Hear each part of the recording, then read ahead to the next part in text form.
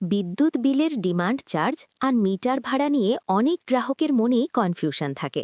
আজ আমরা খুব সহজ ভাষায় এই বিষয়গুলো পরিষ্কার করে বুঝে নেব। প্রথমেই আসি ডিমান্ড চার্জে।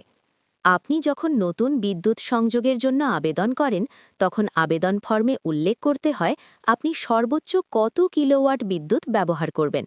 ধরা যাক আপনি লিখলেন 2 কিলোওয়াট। এই 2 কিলোওয়াটই আপনার চুক্তিবদ্ধ লোড।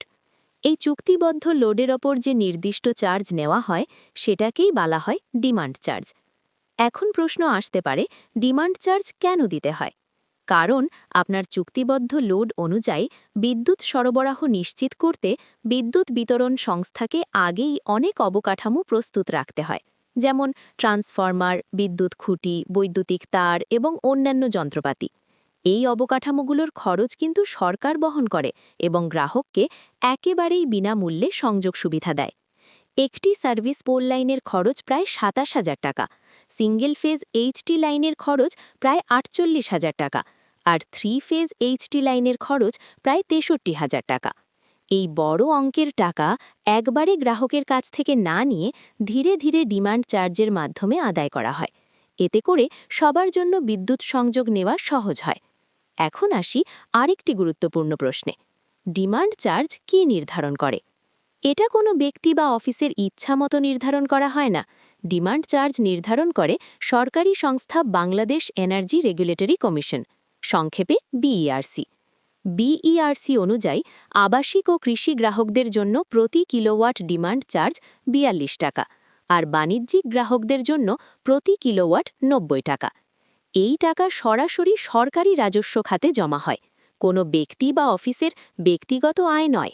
এবার আসি মিটার ভাড়ার কথায়। পল্লী বিদ্যুৎ মূলত গ্রামীণ ও সাধারণ মানুষের জন্য বিদ্যুৎ সেবা দিয়ে থাকে। একটি সিঙ্গেল ফেজ মিটারের বাজার মূল্য প্রায় ১২০০ থেকে ১৫০০ টাকা।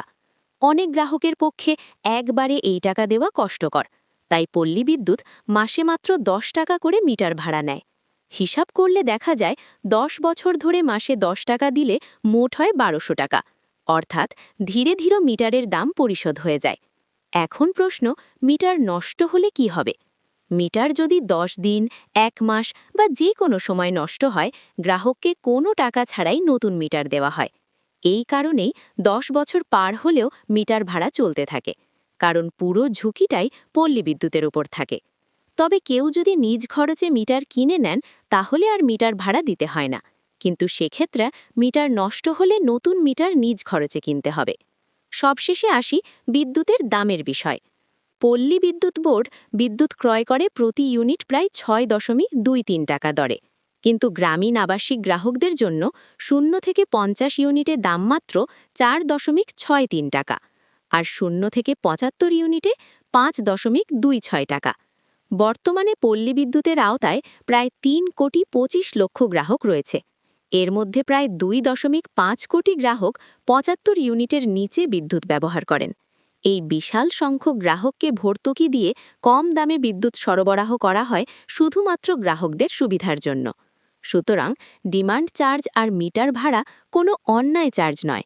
এগুলো দীর্ঘমেয়াদে গ্রাহকদের সুবিধা এবং সহজে বিদ্যুৎ সংযোগ নিশ্চিত করার জন্যই চালু রয়েছে।